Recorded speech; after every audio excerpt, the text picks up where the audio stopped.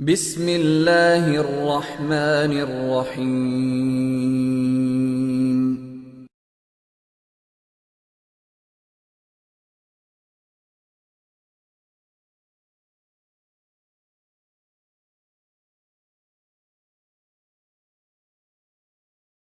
الحمد لله نحمده ونستعينه ونستغفره ونؤمن به ونتوكل عليه ونعوذ بالله من شرور أنفسنا ومن سيئات أعمالنا من يهده الله فلا مضل له ومن يضلل فلا هادي له ونشهد أن لا إله إلا الله وحده لا شريك له ونشهد أن سيدنا ومولانا محمدا عبده ورسوله أما بعد فأعوذ بالله من الشيطان الرجيم بسم الله الرحمن الرحيم يا أيها الذين آمنوا أطيعوا الله وأطيعوا الرسول وأولي الأمر منكم فإن تنازعتم في شيء فردوه إلى الله والرسول إن كنتم تؤمنون بالله واليوم الآخر ذلك خير وأحسن تأويلا اللهم صل على محمد وعلى آل محمد كما صليت على إبراهيم وعلى آل إبراهيم إنك حميد مجيد اللهم بارك على محمد وعلى آل محمد كما باركت على إبراهيم وعلى آل إبراهيم إنك حميد مجيد۔ میرے نہایت واجب الاحترام بزرگوں، مسلک اہل سنت والجماعت سے تعلق رکھنے والے وجود نوجوان دوستوں اور بھائیوں، ہمارا آج کا یہ دوسرا سالانہ امام اعظم ابو حنیفہ نعمان بن ثابت سیمینار فیصل آباد میں منعقد ہوا ہے، اور ہماری خواہش ہوگی کہ ہر سال ایک بار اس طرح اور اس سے بڑھ کر سیمینار آپ کے اس شہر میں منعقد کیا جاتا رہے۔ میں بلکہ ساتھیوں کو بطور لطیفہ اور مذاق کے کہتا ہوں کہ اب فیصل آباد صرف آپ کا شہر نہیں ہے، میرا بھی شہر ہے، اس لیے کہ میرا سسرال ہے، اور سسرال تو بندے کا اپنا شہر ہوتا ہے۔ میں فیصل آباد آتا تو نماز قصر پڑھتا تھا، اب قصر نہیں پڑھتا، اب نماز پوری پڑھتا ہوں۔ کبھی ساتھی کہتے ہیں کہ سسرال میں تو شاید قصر ہوتی ہے، میں نے کہا تب ہوتا ہے کہ جب بیوی شوہر کے گھر میں رہے، جب اپنے گھر میں شوہر ہے تو وہاں نماز پوری پڑھنی پڑتی۔ اللہ ہمیں بات سمجھنے اور سمجھانے کی توفیق عطا فرمائے۔ میں خیر گزارش کر رہا تھا، ہمارا اتحاد اہل سنت والجماعت کے اسٹیج پر مختلف نوعیات کا کام الحمدللہ تعالی جاری اور ساری ہے، اور یہ کام صرف فیصل آباد یا سرگودا کی سطح پہ نہیں ہے۔ آپ حضرات آج تسلیم فرما لیں تو آپ کی مرضی ہے، نہ تسلیم فرمائیں تو کل آپ نے تسلیم کرنا ہے کہ ہمارا کام اتحاد کے اسٹیج پر بین الاقوامی سطح پہ جاری اور ساری ہے، اور اس چھوٹی چھوٹی محنت کے نتائج بحمدللہ تعالی پوری دنیا کے مسلمان محسوس فرما رہے ہیں۔ میں اگر صرف اپنی بین الاقوامی سطح پہ ورلڈ لیول پہ ہونے والے کام کی کارگزاری پیش کروں تو شاید بہت سارے احباب کو یقین بھی نہ آئے اتنے کم عرصے میں اتنا کام پوری دنیا کے اندر پھیلا ہے۔ دنیا میں جہاں جہاں بھی اہل سنت والجماعت احناف سے تعلق رکھنے والے احباب موجود ہیں، مسلسل ان کو تنقیدات کا سامنا کرنا پڑ رہا تھا اور تنقیدات کا جواب نہیں تھا۔ ہم نے بحمدللہ تعالی بند کمرے سے نکل کر مسجد سے نکل کر بازار، اور بازار سے نکل کر بڑے بڑے ہوٹلوں میں ابھی تک اقدامی کارروائیاں شروع نہیں کی بلکہ دفاعی کارروائیاں شروع ہیں۔ میں ان احباب کی خدمت میں بڑے ادب سے گزارش کرتا ہوں جو امام اعظم ابو حنیفہ پر بکنا اپنی زندگی کا مشن سمجھتے ہیں، ہمارے دفاع کو ہماری کمزوری نہ سمجھیں بلکہ اس کو دیانت سمجھیں۔ ہم نہیں چاہتے کہ ملک کو خانہ جنگی کی طرف دھکیلا جائے۔ آپ اپنے مسلک پر رہیں، ہم اپنے مسلک پر رہیں۔ ہمارے مسلک پر کیچڑ تم نہ اچھالو، تمہارے مسلک پر کیچڑ ہم نہ اچھالیں۔ جو تمہاری شخصیات ہیں وہ تمہیں مبارک، اور جو ہماری مقتدر شخصیات ہمیں مبارک۔ یہ دنیا بھر کا ایک فطری اصول ہے جس پر کسی بندے کو کوئی روک نہیں سکتا، لیکن جب کوئی دوسرے کی مذہبی شخصیات پر کیچڑ اچھالے تو پھر بندے کے جذبات مجروح ہونا ایک فطری عمل ہے۔ ابھی تک ہمارے اقدام کا سلسلہ نہیں ہے، ہم خالص اپنے مسلک کو دلائل کے ساتھ بیان کرتے ہیں، اور ہمیں حق ہے ہم اپنے مسلک کو بھی دلائل کے ساتھ بیان کریں، اور جس شخصیت اور جس بزرگ نے ہمیں مسلک مرتب اور مدون کر کے دیا ہے اس شخصیت اور بزرگ کا تذکرہ بھی کریں اور اس کا دفاع بھی کریں، اس لیے کہ والد کا ادب احترام بھی ہوتا ہے اور اولاد اپنے والدین کا تذکرہ بھی کرتی ہے۔ اگر والد پر کوئی الزام لگائے تو حلال کی اولاد اپنے والد کا دفاع بھی کرتی ہے۔ حضرت امام اعظم ابو حنیفہ رحمۃ اللہ علیہ اصحاب پیغمبر کے بعد سب سے پہلی اور سب سے بڑی شخصیت وہ ہیں کہ جنہوں نے احکام شریعت مرتب فرما کے اس امت کو دیا ہے۔ قیامت تک آنے والا کوئی ایک بشر ایسا نہیں ہے کہ جو شریعت کے احکام پر بات کرے اور امام ابو حنیفہ رحمۃ اللہ علیہ کے علوم سے استفادہ نہ کرے۔ یہ بات الگ ہے، کوئی استفادہ کرتا ہے اور تذکرہ بھی کرتا ہے، اور کوئی بندہ استفادہ تو کرتا ہے لیکن اس استفادے کا تذکرہ نہیں کرتا۔ اللہ ہمیں یہ بات سمجھنے کی توفیق عطا فرمائے گا۔ قیامت تک آنے والا کوئی شخص بھی حضرت امام اعظم ابو حنیفہ نعمان بن ثابت رحمۃ اللہ علیہ کے مرتب اور مدون کردہ علوم سے استفادہ کیے بغیر آگے چل نہیں سکتا۔ یہ بات الگ ہے، کوئی ان کا تذکرہ کرتا ہے، کوئی ان کا تذکرہ نہیں کرتا۔ آپ دنیا میں جتنا بڑا امام تلاش کر کے لاؤ گے، امام مالک سے بڑا نہیں لا سکتے، امام شافعی سے بڑا نہیں لا سکتے، حضرت امام احمد بن حنبل سے بڑا نہیں لا سکتے، یا قیامت تک جتنا بڑا محدث تلاش کر کے لاؤ گے، حضرت امام بخاری سے بڑا آپ محدث تلاش کر کے نہیں لا سکتے۔ لیکن امام مالک جیسا امام بھی امام ابو حنیفہ کے حق میں بولتا ہے، امام شافعی جیسا امام بھی اعتراف کرتا ہے، حضرت امام احمد بن حنبل جیسا امام بھی اعتراف کرتا ہے، امام بخاری جیسا امام اعظم ابو حنیفہ کے شاگردوں سے سبق پڑھ کے ان کی روایات اپنی صحیح بخاری میں لاتا ہے، تو بعد میں کون ہوگا جو حضرت امام اعظم ابو حنیفہ کے علوم کا انکار کر دے؟ حضرت امام مالک رحمۃ اللہ علیہ کتنا بڑا آدمی ہے، لیکن امام ابو حنیفہ رحمۃ اللہ علیہ کے بارے میں امام مالک رحمۃ اللہ علیہ فرماتے ہیں، رأیت رجلا لو کلمک فی هذه الساریہ ان یجعل ذهبا لقام بحجتہ، میں نے ایک ایسے بڑے شخص کو دیکھا اگر اس لکڑ کے ستون کو وہ سونے کا ستون ثابت کرنا چاہے تو دلیل کی بنیاد پہ ثابت کر سکتا ہے، اور اس شخص کا نام امام اعظم ابو حنیفہ۔ امام مالک جیسا شخص بھی حضرت امام اعظم ابو حنیفہ رحمۃ اللہ علیہ کی شان میں یوں بولتا ہے۔ حضرت امام محمد بن ادریس شافعی رحمۃ اللہ علیہ کتنے بڑے امام ہیں، اور امام شافعی رحمۃ اللہ علیہ، حضرت امام احمد بن حنبل، حضرت امام ابو حنیفہ رحمۃ اللہ علیہ کے بارے میں ارشاد فرماتے ہیں کہ من اراد ان یعرف الفقہ فلیلزم ابا حنیفہ وصحابہ فإن الناس عیال علیہ فی الفقہ، اگر کوئی بندہ دین میں فقاہت اور دین میں سمجھ حاصل کرنا چاہے تو امام اعظم ابو حنیفہ اور ان کے شاگردوں کے پاس جائے، اس لیے کہ دین کو سمجھنے اور سمجھانے میں امام اعظم ابو حنیفہ یوں ہے جیسے والد ہوتا ہے، اور باقی لوگ یوں ہیں جیسے اولاد ہوتی ہے۔ حضرت امام شافعی اعتراف کرتے ہیں، حضرت امام احمد بن حنبل رحمۃ اللہ علیہ کتنے بڑے آدمی ہیں، اور امام احمد بن حنبل فرماتے ہیں سبحان اللہ۔ یہ لفظ سبحان کس مقام پہ بولتے ہیں؟ اہل عرب سے پوچھو، عربی جاننے والوں سے پوچھو۔ لفظ سبحان مقام تعجب پہ بولا جاتا ہے۔ اللہ فرماتے ہیں سبحان الذی اسری بعبدہ لیلا من المسجد الحرام الی المسجد الاقصی الی المسجد الاقصی۔ اللہ رب العزت نے لفظ سبحان بولا۔ لفظ سبحان مقام تعجب پہ بولتے ہیں۔ حضرت امام احمد بن حنبل کہتے ہیں سبحان اللہ مقام تعجب ہے، ہوا من العلم والزہد وایثار الآخرہ بمحل لا یدرک احد۔ ابو حنیفہ اس مقام علم اور مقام تقوی پہ پہنچے ہیں وہاں تک صحابہ کے بعد امت میں کوئی بندہ نہیں پہنچا۔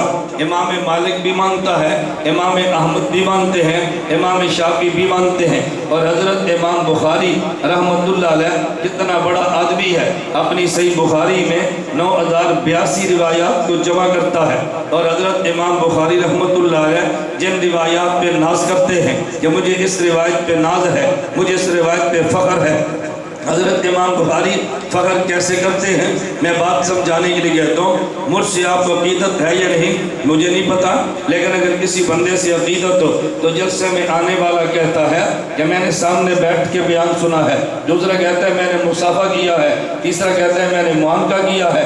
تو دیکھو آدمی کس طرح فخر کرتا ہے۔ اسی طرح محدث اور پیغمبر کے درمیان جتنے فاصلے کم ہوتے چلے جائیں اتنا بندے کا فخر بڑھتا چلا جاتا ہے۔ فخر کی بات آئی ہے، میں درمیان میں بطور ذوق کے جملہ کہتا ہوں۔ حضرت ابو ہریرہ رضی اللہ عنہ کو بھی فخر ہے، حضرت معاذ بن جبل کو بھی فخر ہے۔ حضرت ابو ہریرہ کا فخر کیا ہے؟ انہوں نے عرض کیا یا رسول اللہ میں حدیثیں یاد کرتا ہوں مجھے بھول جاتی ہے، میرا دل کرتا ہے آپ کی حدیث سے مجھے محفوظ رہ جائے۔ اللہ کے پیغمبر نے فرمایا چادر بچھا دو۔ حضرت ابو ہریرہ نے چادر بچھا دی، نبوت میں برکت والے ہاتھ اس چادر پہ لگا دیے اور پھر چادر ابو ہریرہ کے سینے سے لگائی ہے۔ ابو ہریرہ کہتے ہیں مجھے فخر ہے میرے سینے کو وہ چادر لگی جس چادر کو نبوت کے ہاتھ لگے ہیں۔ حضرت معاذ بن جبل کہتے ہیں مجھے بھی فخر ہے۔ بھئی آپ کو فخر کس بات ہے؟ میں سمجھانے کے لیے مکالمہ کہہ رہا ہوں۔ مجھے فخر کس بات پر ہے کہ جب اللہ کے نبی نے حضرت معاذ سے پوچھا تم یمن جاؤ گے مسئلہ کیسے بتاؤ گے؟ حاجی اقضی بکتاب اللہ میں مسئلہ قرآن سے بتاؤں گا۔ حضرت معاذ سے پوچھا فَإِن لَمْ تَجِدْ اگر کتاب اللہ میں نہ ملے تو مسئلہ کیسے بتاؤ گے؟ کہا بسنت رسول اللہ پیغمبر کی سنت سے بتاؤں گا۔ کیا سنت میں نہ ملے جواب کیسے دو گے؟ کہا اجتہد برائیے حضور میں اجتہاد کروں گا۔ میرے نبوت نے ایک فعل کیا، ایک اور ارشاد فرمایا، میرے پیغمبر کا فعل کیا تھا یدو علی صدری اپنے ہاتھ حضرت معاذ کے سینے پہ رکھ دیا ہے۔ میں صرف اسی پہ بات کرنا چاہتا ہوں۔ ابو ہریرہ نے کہا مجھے فخر ہے نبی کا ہاتھ چادر پہ لگا، چادر میرے سینے کو لگی ہے۔ حضرت معاذ کہتے ہیں مجھے فخر ہے مجھے بلا واسطہ چادر نبی کا ہاتھ براہ راست لگا ہے۔ حضرت ابو ہریرہ کو پیغمبر نے چادر دی جس چادر پہ نبوت کا ہاتھ لگا ہے، حضرت معاذ کو نبی نے بلا واسطہ چادر ہاتھ دیا ہے۔ دونوں میں فرق کیا ہے؟ ابو ہریرہ کو محدث کہتے ہیں، حضرت معاذ کو فقیہ کہتے ہیں۔ محدث کی ضرورت الگ ہوتی ہے، فقیہ کی الگ ہوتی ہے۔ محدث کی ضرورت حافظے کی تھی، نبی نے ہاتھ چادر پہ لگایا، چادر محدث کے سینے کو لگائی ہے، اور فقیہ کے سینے پہ چادر ہی ڈائریکٹ ہاتھ لگایا۔ حضور نے صرف جس کا ایک کو بند نہیں کرتے، جس کا ایک کو بند کر تھوڑا سا سادہ کرو۔ میں دیہاتی خطیب ہوں نا، اس لیے میں کہتا ہوں سپیکر بھی دیہاتی ہو تاکہ سپیکر اور خطیب آپس میں لڑتے نہ رہے، تم تماشا دیکھتے رہو گے۔ سپیکر بھی دیہاتی ہو خطیب بھی دیہاتی ہو تو پھر معاملہ بالکل ٹھیک رہتا ہے۔ اب ٹھیک ہو گیا نا؟ توجہ رکھیں، میں بتا یہ رہا تھا کہ آدمی فخر کس بات پہ کرتا ہے؟ مجھے یہ نعمت ملی ہے۔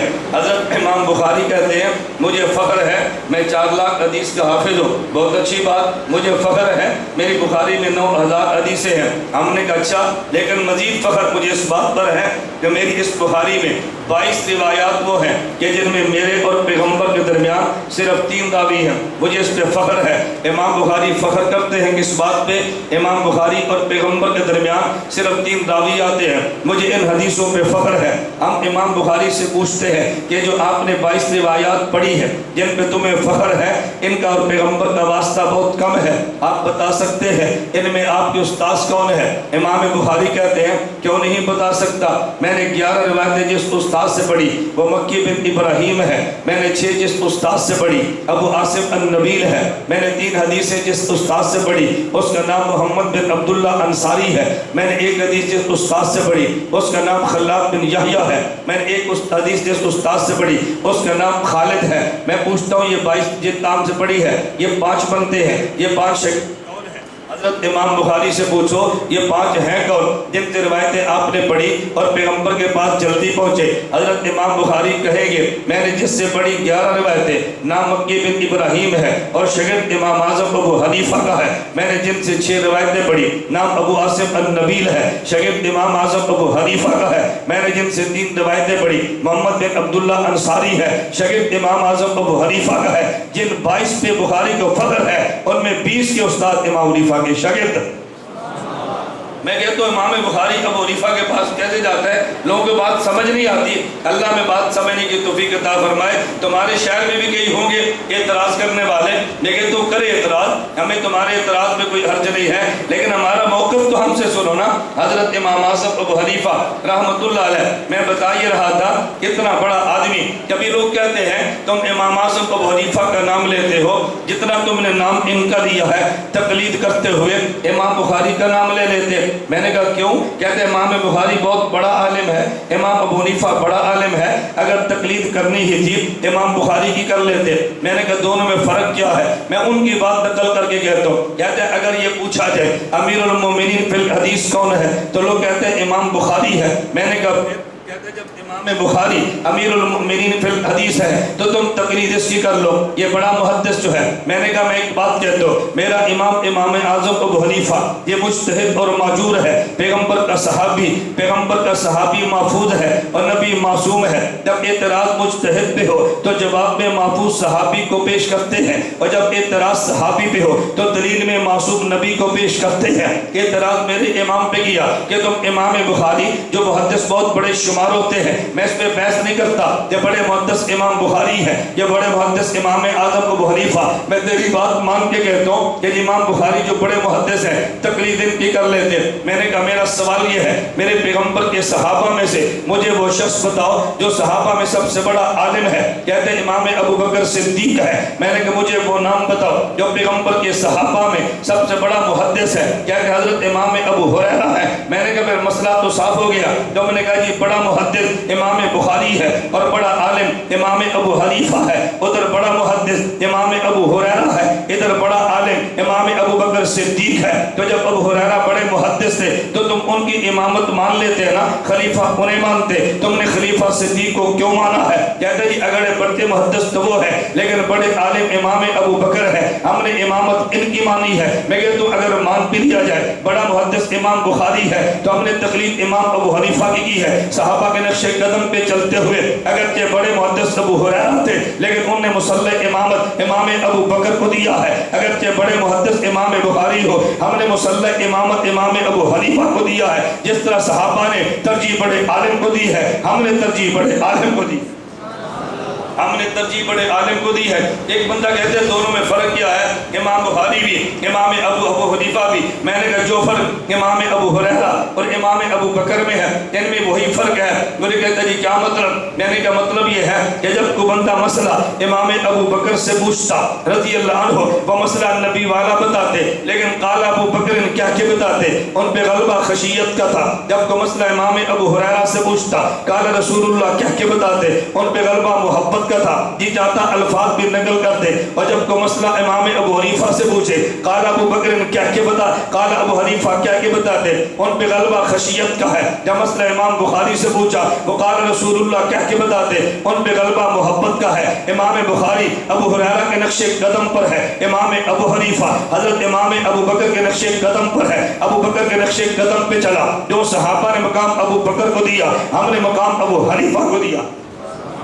جو جس کے نقش قدم پہ چلتا ہے، جو جس کو زیادہ اس کے ساتھ ملتے ہیں تو پھر اسی کو قبول کیا کرتے ہیں۔ میں بتا یہ رہا تھا حضرت امام ابو حنیفہ، جب تو نے کہا بخاری اور امام ابو حنیفہ، میں نے کہا تقابل کبھی نہ کرنا لیکن کر بھی لے گا تو بھی امام ابو حنیفہ جیت جائے گا۔ مجھے ایک بندہ کہنے لگا امام بخاری تو بہت بڑے عالم ہیں، امام ابو حنیفہ بھی بڑے عالم ہیں، جب تم نے تقلید کرنی ہی تھی تو پھر امام بخاری کی کر لیتے۔ میں نے کہا میں حرج تو نہیں تھا لیکن امام بخاری میں امام ابو حنیفہ میں ایک بہت بڑا فرق ہے۔ مجھے کہتے ہیں کیا فرق ہے؟ میں نے کہا امام ابو حنیفہ بات مدینے کی کرتے ہیں، امام بخاری بھی بات مدینے کی کرتے ہیں، لیکن بخاری کی رفتار کم ہے، ابو حنیفہ کی سپیڈ زیادہ ہے۔ مجھے کہتے ہیں کیا مطلب؟ میں نے کہا امام بخاری مدینہ دیر سے لے کر چلتے ہیں، امام ابو حنیفہ مدینہ جلدی لے کر جاتے ہیں۔ اگر فیصل آباد ایئرپورٹ سے ایک فلائٹ مدینہ منورہ میں جائے اور وہ 5 گھنٹے میں لے کر پہنچے اور دوسری فلائٹ فیصل آباد سے مدینہ منورہ جائے اور 1 گھنٹے میں جائے، فیصل آباد والوں مجھے تم بتاؤ تم کس فلائٹ پہ جانا پسند کرو گے، 1 گھنٹے والی یا 5 گھنٹے والی؟ بولو کس پہ؟ لیکن 1 گھنٹے والی بات بھی وہی کرے گا جو یہاں سے مدینہ جانا چاہے، اور یہاں سے مدینہ جانے کو شرک کہتے ہیں۔ ادھر تو 1 گھنٹے والی پر بھی نہیں جانا، 5 گھنٹے والی پر بھی نہیں جانا۔ اگر تمہیں میری بات نہ سمجھ آئے تو میں کھل کر کہہ دیتا ہوں تاکہ بات لگی لپٹی نہ رہ جائے۔ ابھی تو کسی غیر مقلد اہل حدیث عالم سے مسئلہ پوچھو، حضرت جی ایک مسئلہ پوچھنا ہے، ہاں جی بتاؤ کیا مسئلہ ہے؟ میرے بیٹے کو مدینہ کا اقامہ ملتا ہے، مدینہ منورہ کا ویزا ملتا ہے، 10,000 ریال تنخواہ ملتی ہے، مدینہ منورہ جا سکتے ہیں، وہ کہے گا حلال مال کمانا عبادت ہے، فیصل آباد بھی ٹھیک ہے، مدینہ بھی ٹھیک ہے، مال کمانے کے لیے مدینہ جا سکتے ہو۔ پھر ذرا دوسرے دن مسئلہ پوچھنا، حضرت جی میرا بیٹا کہتا ہے کہ میں نے مدینہ منورہ جانا ہے، پوچھو کس لیے؟ کہ اگر نبی کا روزہ دیکھنے کے لیے جانا ہے، کہا نہیں جانا، یہ تو شرک ہے، مال کمانے کے لیے جائے تو فتویٰ جواز کا ہے، نبی کا روزہ دیکھنے کے لیے جائے تو فتویٰ شرک کا ہے۔ دیوبند والے کہتے ہیں نہیں، اگر مال کمانے کے لیے جائے تو جائز ہے، روزہ دیکھنے کے لیے جائے تو ثواب ہے۔ مال کمانے کے لیے جائے تو جائز ہے اور روزہ دیکھنے کے لیے جائے تو پھر یہ ثواب ہے۔ میں نے کہا تیرا تو روزے سے تعلق نہیں ہے، تجھے تو 1 گھنٹے والا جہاز ملے تو نے تب بھی نہیں جانا۔ لیکن دیوبند والے تو کہیں گے نہیں بھی 5 گھنٹے والا نہیں، 1 گھنٹے والے جہاز پہ بیٹھ کے مدینہ منورہ جائیں گے۔ اگر تمہیں میری بات پہ یوں یقین نہ آئے، آپ ذرا صبح اپنے فیصل آباد شہر میں باہر نکلنا اور باہر نکل کے پوسٹر دیکھنا، بڑے بڑے پوسٹر بھی ہوں گے، بڑی بڑی پینا فلیکسیں بھی ہوں گی اور بہت بڑے بڑے بینر بھی لگے ہوں گے، اور اس میں عنوان ہوگا تحریک یہ تحفظ ناموس رسالت کے نام پہ کام کریں گے، اور جھوٹا پروپیگنڈا ہوگا، اور ساتھ جماعت الدعوہ یہ بڑے بڑے بینر لگائیے اور نام بدل کے کہیں گے تحریک حرمت رسول، اور اوپر لکھا ہوگا کہ ناموس رسالت کے لیے جان بھی قربان ہے۔ تو میری بات کو تنقیدی نگاہ سے دیکھنا، ان کے بڑے بڑے بینر پہ مدینے کی کھجور کی فوٹو ہوگی لیکن مدینے کی روزے کی تصویر نہیں ہوگی۔ دیکھ لینا، اگر مدینے کی روزے کی تصویر آئے تو مجھے بتا دینا کہ نہیں مولانا گمن فیصل آباد کا غیر مقلد بدل گیا ہے، اس نے کھجور کی بجائے روزہ مان لیا ہے۔ دیوبند والوں کو تم دیکھو گے، ایک طرف تصویر کعبہ کی ہے، ایک طرف پیغمبر کے روزے کی ہے، اس کے بینر کو دیکھے گا تصویر مدینے کی کھجور کی ہوگی، مدینے کی روزے کی نہیں ہوگی۔ پھر مان لے دیوبند کا تعلق مدینے کے روزے سے ہے، تیرا تعلق مدینے کی کھجور سے ہے۔ نہیں سمجھے؟ اور کھجور سے مراد پیسے ریال ہیں، کھجور سے مراد کیا ہے؟ ریال۔ تیرا تعلق سعودیہ کے ریال سے ہے اور دیوبند والے کا تعلق سعودیہ کے روزے میرے پیارے پیغمبر کے ساتھ ہے۔ خیر میں مثال سمجھا رہا تھا، مجھے کہتے ہیں امام بخاری بھی بڑے عالم، امام ابو حنیفہ بھی بڑے عالم، لیکن تم نے ترجیح امام ابو حنیفہ کو کیوں دی ہے؟ میں نے کہا وجہ یہ ہے، میری وجہ پہ غور کرنا۔ میں نے کہا وجہ امام بخاری بھی بات مدینہ کی کرتے ہیں، حضرت امام ابو حنیفہ بھی بات مدینہ کی کرتے ہیں، لیکن دونوں میں فرق کیا ہے؟ ایک جہاز فیصل آباد سے مدینہ منورہ لے چلے اور فیصل آباد سے چلنے والا جہاز 5 گھنٹے میں لے کر چلے، اور دوسرا جہاز 1 گھنٹے میں لے کر چلے۔ آپ کس جہاز پہ جانا پسند کرو گے؟ بتاؤ بھائی کس جہاز پہ؟ 1 گھنٹے پہ۔ کیوں؟ آپ کو مدینہ سے پیار ہے، آپ کہتے ہیں جلدی چلے۔ میں کہتا تو حضرت امام بخاری سے ہم کہے ہم نے مدینہ منورہ جانا ہے، امام بخاری کہے گا چلو، امام حنیفہ سے کہے مدینہ منورہ جانا ہے، وہ بھی کہیں گے چلو۔ لیکن امام بخاری کی آپ آخری حدیث مدارس میں پڑھتے رہتے ہیں، میں کبھی مدارس والوں سے کہتا ہوں آخری حدیث ہم سے بھی پڑھا کرو، کبھی ہم سے بھی سنا کرو۔ اور مجھے کبھی بڑا تعجب ہوتا ہے، رات بھی ہمارے کی جگہ پہ جلسہ تھا، بخاری چلتی رات 12 بج گئے، کہتے ہیں مولانا گمر سے بیان کریں گے، جب لوگ تھک گئے، لوگ اکتا گئے، لوگ سونے لگے، اب ہماری باری ہے۔ میں نے کہا مجھے سمجھ نہیں آتی، کہتے ہیں بخاری شریف شیخ صاحب ختم کرا لیں، آپ تقریر کر لیں۔ میں نے کہا کہ مجھے بخاری آتی نہیں ہے یا مجھے بخاری کے درس دینے نہیں دے رہے، کہتے نہیں آپ عوامی خطیب ہے۔ میں نے کہا میرے بخاری پہ تقریر سنو تو صحیح نا، بخاری پہ مجھے بولنے تو دو۔ میں خیر بات یہ کہہ رہا تھا کہ میں کوئی تنقید نہیں کہہ رہا، یا میں خوش طبی کے لیے بات کہتا ہوں۔ میں نے کہا امام بخاری کی آخری حدیث کو اٹھا کے دیکھ لو، صحیح بخاری میں امام بخاری کیا فرماتے ہیں؟ وابی قال حدثنا احمد بن اشکاب قال حدثنا محمد بن فضیل عن عمارة بن القعقاع عن ابی زرعہ عن ابی ہریرہ قال قال رسول اللہ کلمتان حبیبتان الی الرحمن۔ امام بخاری 5 راوی لائے ہیں۔ ہم نے امام ابو حنیفہ سے پوچھا، ہم نے مدینہ منورہ جانا ہے، امام ابو حنیفہ کہتے ہیں عن ابی حنیفہ عن انس بن مالک قال قال رسول اللہ طلب العلم فریضۃ علی کل مسلم۔ امام بخاری واسطے 5 لاتا ہے، ابو حنیفہ واسطہ 1 لاتا ہے۔ تو جلدی مدینے کون کو جاتے ہیں؟ امام اعظم ابو حنیفہ۔ امام بخاری تھوڑی سی دیر لگاتے ہیں، اس لیے ہم نے ان کو چھوڑ کے امام ابو حنیفہ کو نہیں لیا ہے، ہم جو کہ مدینہ منورہ جانا چاہتے اس لیے۔ اب ایک بندہ کہنے لگا تم امام اعظم ابو حنیفہ کی بات کرتے ہو، میں نے کہا جی بالکل، شرع صدر سے بشوق سوگو ادب کرتے ہیں۔ کہ امام ابو حنیفہ تو مدینہ کے نہیں تھے، امام صاحب تو کوفہ کے تھے۔ میں نے کہا پھر کیا ہوا؟ کہہ رہے تم کوفہ کی بات نہ کرو، تم مدینہ کی بات کرو۔ میں نے کہا بات میں بھی مدینہ کرتا ہوں، لیکن فرق کیا ہے؟ میں مدینہ وایا کوفہ جاتا ہوں، اور یہ طرز میرا نہیں ہے، امام بخاری کا ہے۔ امام بخاری مدینہ جاتا ہے لیکن وایا کوفہ، ہم بھی مدینہ جاتے ہیں وایا کوفہ، تو وایا کوفہ نہیں جاتا، ڈائریکٹ کی بات کرتا ہے۔ تیرا تعلق مجھ سے بھی نہیں ہے، تیرا تعلق امام بخاری سے بھی نہیں ہے۔ کہتے امام بخاری وایا کوفہ جاتا ہے، میں نے کہا بالکل وایا کوفہ جاتا ہے۔ کہتے دلیل کیا ہے؟ میں نے کہا بخاری کی آخری حدیث دلیل ہے۔ امام بخاری جب مدینہ لے جانے لگے تو وایا کوفہ لے کر گئے ہیں۔ وایا کوفہ کیسے؟ توجہ رکھنا، امام بخاری کہتے ہیں بابی قال حدثنا احمد بن اشکابہ قال حدثنا محمد بن فضیل، ادھر دیکھیں، ان عمارة بن القعقاع ان ابی زرعہ ان ابی ہریرہ قال قال رسول اللہ۔ امام بخاری کہتے ہیں میں نے علم یہ حدیث جو سنانے لگا مدینے والی، میں نے حدیث پڑھی ہے احمد بن اشکاب سے، اس نے پڑھی ہے محمد بن فضیل سے، اس نے پڑھی ہے عمارہ بن قعقاع سے، اس نے پڑھی ہے حضرت ابو زرعہ سے، ان سے پڑھی ابو ہریرہ نے۔ تو امام بخاری جو چار واسطے رہے، احمد بن اشکاب یہ بھی کوفے والا ہے، محمد بن فضیل بھی کوفے والا ہے، عمارہ بن قعقاع بھی کوفے والا ہے، ابو زرعہ بھی کوفے والا ہے، ابو ہریرہ مدینے والا ہے۔ امام بخاری ڈائریکٹ مدینے نہیں وایا کوفہ جاتا ہے، ڈائریکٹ مدینہ نہیں بلکہ وایا۔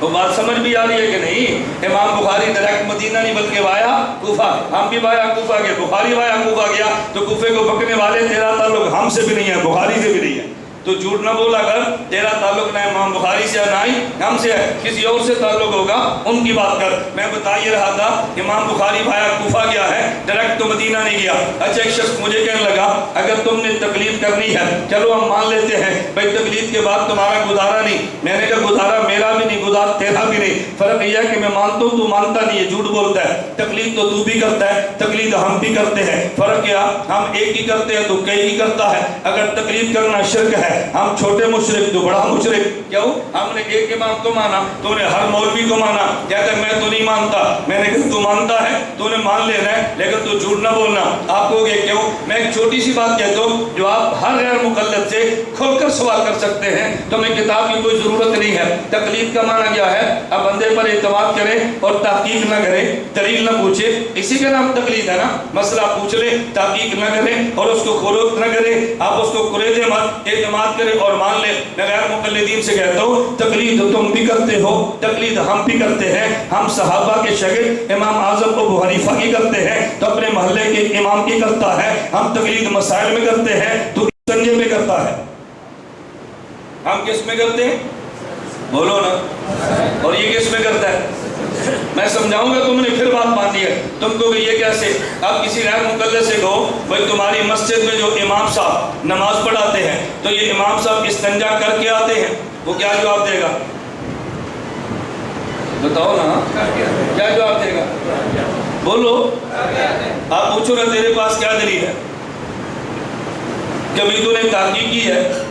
مسجد کے ساتھ تم نے کمرہ بنایا ہے، بھئی ہم تو تحقیق کریں گے تو مانیں گے نہیں مانیں، کہتے کرتا ہوگا، ہم نے کہا تو تقلید ہے، تو تم نے تقلید کی امام کا استنجا مان لیا ہے، ہم نے تقلید کے ابو حنیفہ کے مسئلے مان لے، تقلید تو تو بھی کرتا ہے، تقلید ہم بھی کرتے نہیں کرتا تقلید؟ بولو نا، نہیں کرتا۔ تم امام کی بات کرتے ہو، میں کہتا ہوں اپنی ماں کی بھی تقلید کرتا ہے، میں بھی کرتا ہوں وہ بھی کرتا ہے، مانتے نہیں ہے، فرق کیا؟ ہم مان لیتے ہیں، وہ ضدی یا مانتا نہیں ہے، کرتا وہ بھی ہے۔ مجھے آپ بتاؤ میرے اور آپ کے حالات زیادہ ہونے پہ کوئی دلیل نہیں ہے، کیا دلیل ہے؟ ہماری امی نے کہا بیٹا یہ تیرا ابو ہے، اور تو کوئی دلیل نہیں ہے نا، بتاؤ کوئی دلیل ہے؟ کوئی دلیل نہیں ہے، کوئی تحقیق نہیں ہے، کوئی کھود کرید نہیں ہے، ماں نے فرما دیا ہم نے مان دیا۔ تو تقلید اور کسے کہتے ہیں؟ ماننے پر آئے تو ماں کو مان لے، ماننے پر آئے امام کا استنجا مان لے، اور نہ ماننے پر آئے امام اعظم ابو حنیفہ کو نہ مانے۔ ہمارے پنجابی زبان میں کہتے ہیں ٹکا ٹپڑ دے تے دریا ٹپ جائے، نہ ٹپے تے داڑھی نہ ٹپے۔ ایسے ہی ہوتا ہے نا، پیر چھلانگنے پر آئے تو پھر دریا کو چھلانگ لے، اور نہ چھلانگنے پر آئے تو کھال پر رک جائے کہ میں نہیں رکتا، میں آگے نہیں بڑھتا۔ میں بات یہ سمجھا رہا تھا، ہم امام اعظم ابو حنیفہ کی تقلید کرتے ہیں، شرح صدر سے کرتے ہیں، ہم یوں نہیں ایسی بات کرتے ہیں۔ مجھے شخص کہنے لگا امام اعظم ابو حنیفہ کی تقلید کرتے ہو؟ میں نے کہا جی بالکل کرتے ہیں۔ مجھے کہتے ہیں اللہ کے پیغمبر کے بعد آپ بتاؤ سب سے بڑے فقیہ امام ابو حنیفہ ہیں؟ میں نے کہا نہیں، امام ابو بکر ہے۔ کہتے ہیں ان کے بعد امام ابو حنیفہ ہے۔ میں نے کہا امام عمر ہے۔ مجھے کہتے ہیں اس کے بعد امام ابو حنیفہ ہے۔ میں نے کہا امام عثمان ہے۔ مجھے کہتے ہیں اس کے بعد، میں نے کہا امام علی ہے۔ کہتے ہیں جب اللہ کے نبی کے بعد یہ چار بڑے بڑے فقہاء تقلید ترتیب میں موجود تھے تو تم ان کی بجائے تقلید ان کی کر لیتے۔ میں نے کہا ان کی کرتے تو تم نے اعتراض کرنا تھا، ان کی ہے، اعتراض تو کیا مگر اعتراض کی گنجائش نہیں ہے۔ مجھے کہتے ہیں یہ وہ کیسے؟ میں نے کہا نبی کے جانشین حضرت امام ابو بکر صدیق رضی اللہ عنہ کا نام ہے، تو میرے پیغمبر نے جو علوم پیغمبر کو خدا نے دیے،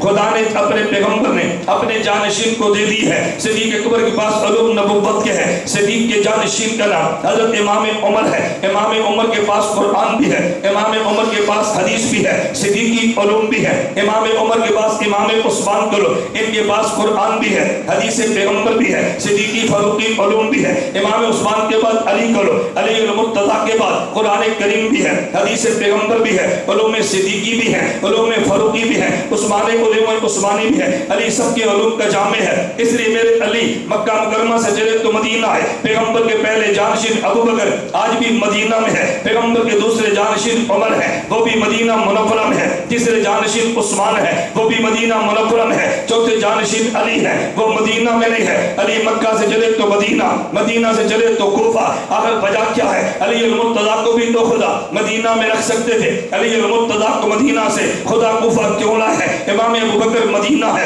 امام عمر مدینہ ہے، امام عثمان مدینہ ہے، علی المرتضیٰ نے کوفہ کی بجائے مکہ مدینہ منورہ کی بجائے کوفہ کو تعمیر، کوفہ جو شہر بنا، علی مدینہ کو چلے تو کوفہ چلے گئے، اور کوفہ شہر کون سا تھا؟ اپنی مرضی سے نہیں بنا، عمر بن خطاب نے حکم دیا ہے، سعد بن ابی وقاص نے بنوایا ہے۔ عمر بن خطاب کون ہے کہ جن کے بارے میں اعلان نبوت ہے کہ ان اللہ جعل الحق علی لسان عمر وقلبہ، عمر سوچتے بھی ٹھیک ہے، عمر بولتے بھی ٹھیک ہے۔ کوفہ عمر کی سوچ کا نام ہے، کوفہ عمر کی فکر کا نام ہے، کوفے کی ڈیزائن حضرت عمر نے حکم دیا ہے، سعد بن ابی وقاص نے کوفے کو تعمیر کیا ہے، عبداللہ بن مسعود نے آباد کیا ہے، علی المرتضیٰ مدینے کو چھوڑ کے کوفہ آئے ہیں۔ میں بتانے یہ لگا تھا ہم نے امام اعظم ابو حنیفہ کے کیوں مانا؟ میں نے کہا صدیق جانشین پیغمبر ہے، عمر جانشین صدیق ہے، عثمان جانشین فاروق ہے، علی جانشین حضرت عثمان ہے۔ ان سب کے علوم کا مجمع علی المرتضیٰ ہے، ان سب کے علوم کا خزانہ علی المرتضیٰ ہے۔ اور اسی بات کو میرے پیغمبر نے سمجھایا، اگر تم نے فاروقی علوم لینے ہیں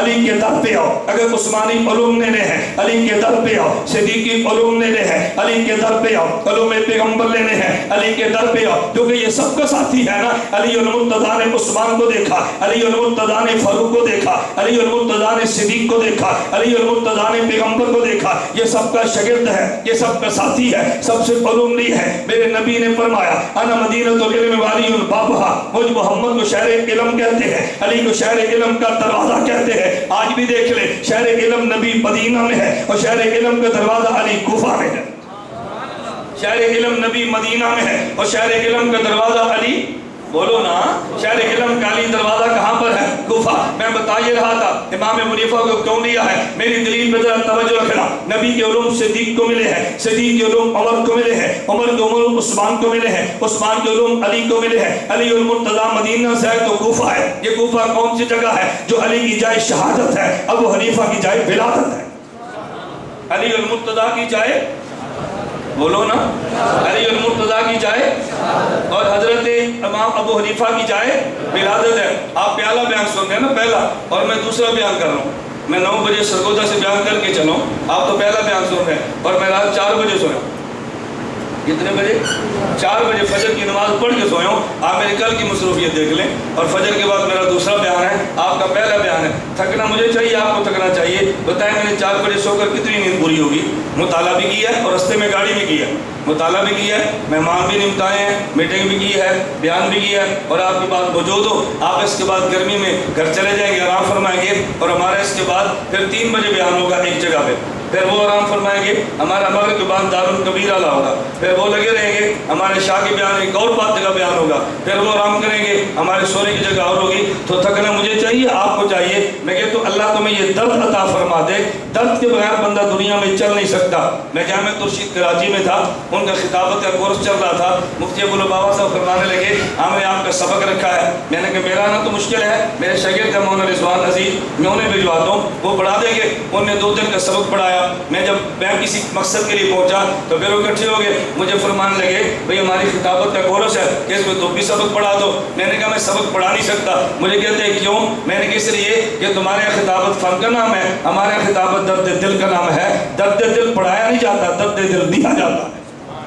درد دل پڑھایا نہیں جاتا، درد دل دیا جاتا ہے۔ یہ باتیں آج آپ کو سمجھ نہیں آنی، یہ سمجھ تب آنی جب بندہ دنیا چھوڑ جائے، پھر لوگ کہتے ہیں یار بات تو ٹھیک کہتا تھا، آدمی تو ٹھیک تھا، لیکن زندگی میں لوگ گالیاں دیتے ہیں اور موت کے بعد قدر کرتے ہیں۔ ہمارا تعلق گالیوں کی قدر سے نہیں ہے، ہمارا تعلق تو مشن سے ہے نا۔ اللہ مجھے اور آپ کو درد دل عطا فرمائے۔ آپ نے سنا ہے نا حضرت مولانا الیاس نبر اللہ مرقدو کے بارے میں کہ رات گھر میں جاگ رہے تھے، عالیہ محترمہ نے پوچھا حضرت نیند نہیں آتی؟ فرمایا نیند کیوں نہیں آتی؟ اس نے کہا میں رات کو کیوں آپ جاگتے ہیں؟ فرماتے جو درد مجھے ملا ہے وہ تجھے مل جاتا تو رات کو ایک نہیں 2 جاگنے والے ہوتے۔ ہم بھی کہتے ہیں اللہ اس قوم کو درد عطا فرما دے، ان کو مسلک کا درد دے دے اور خالص مسلک بیان کرنے کی توفیق عطا فرما دے۔ اتحاد اہل سنت والجماعت کا پلیٹ فارم بالکل خالص پلیٹ فارم ہے، اس میں کوئی ملاوٹ کسی قسم کی نہیں ہے، نہ فرقی نہ فرقہ، نہ باطلی نہ باطل، نہ کفری نہ کفر، کوئی بھی نہیں ہے۔ ہمارا خالص سجید ہے، اللہ میں خالص سجید کو لے کر چلنے کی توفیق عطا فرمائے۔ میں بتائیے رہا تھا، اب بات سمجھ آئی؟ حضرت امام اعظم ابو حنیفہ کی جائے ولادت، علی المرتضیٰ کی جائے شہادت، علی المرتضیٰ علوم کو لے کر وہاں پہنچے، اللہ نے امام حنیفہ کو پیدا فرما دیا۔ اب علی المرتضیٰ رضی اللہ عنہ کا تخت کوفہ میں ہے، جب علی المرتضیٰ امیر المومنین کوفہ میں رہتے ہیں تو پیغمبر کے صحابہ علی المرتضیٰ کے مشیر ہیں، وہ کوفہ میں آئیں گے۔ پیغمبر کے صحابہ علی المرتضیٰ کے گورنر ہیں رضی اللہ عنہ، تو پھر وہ کوفہ میں آئیں گے۔ جو کافہ وہ جگہ تھا جہاں نبی کے صحابہ کا آنا اور جانا تھا۔ پھر میں یوں کہوں گا کہ میرے پیغمبر کی سنت لے کر جو صحابہ دنیا میں پھیل گئے تھے ان کے اجتماع کا نام کوفہ ہے۔ وہاں آئیں گے بھی، وہاں جائیں گے بھی، خراسان والا بھی وہاں پہ، یمن والا بھی وہاں پہ، شام والا بھی وہاں پہ، مکہ والا بھی وہاں پہ، مدینے والا وہاں پہ۔ جب وہ مرکز خلافت بنا ہے تو سب نے وہی آنا اور جانا ہے۔ پیغمبر کی سنت ایک نے ایک لی ہے، دوسرے نے دوسری لی ہے، تیسرے نے تیسری لی ہے۔ یہ سب سنتیں جب لے کر پھیلیں گے اور پھر مقام خلافت میں آگے علی المرتضیٰ رضی اللہ عنہ کے پاس کوفہ میں جمع ہو گئے۔ امام ابو حنیفہ کو خدا نے وہ جگہ دی ہے جہاں صحابہ کا آنا اور جانا تھا، پیغمبر کی ساری سنتیں وہاں ملا کرتی تھی۔ اس لیے امام ابو حنیفہ رحمہ اللہ تعالیٰ وہ شہر کوفہ میں پیدا ہوئے۔ میں اس لیے کہتا ہوں مدینہ ہماری منزل ہے، کوفہ اس منزل کا دروازہ ہے۔ مدینہ ہماری منزل ہے اور کوفہ اس منزل کا دروازہ ہے۔ یہ میں تو نہیں کہہ رہا، اس میں ایک تو نبی کی حدیث لایا، انا مدینۃ العلم وعلی بابھا، میں شہر علم ہوں، علی شہر علم کا دروازہ، شہر علم مدینہ میں ہے اور شہر علم کا دروازہ علی المرتضیٰ کوفہ میں ہے۔ اچھا دوسری میں دلیل کہتا ہوں، علماء خصوصاً توجہ فرمائیں، آپ نے کئی بات کی بات سنی ہے لیکن جو بات میں کہنا چاہتا ہوں ذرا اس پہ توجہ کریں۔ حضرت امام بخاری رحمۃ اللہ علیہ کے بارے میں ابن حجر اسقلانی رحمۃ اللہ علیہ فتح البخاری شرح بخاری کے مقدمے میں حضرت امام بخاری کے سفر نقل کیے ہیں، امام بخاری کہاں کہاں پہ پڑھنے کے لیے گئے تھے، تو امام بخاری رحمۃ اللہ علیہ فرماتے ہیں کہ میں نے پڑھنے کے لیے بصرہ کا سفر کیا، میں نے پڑھنے کے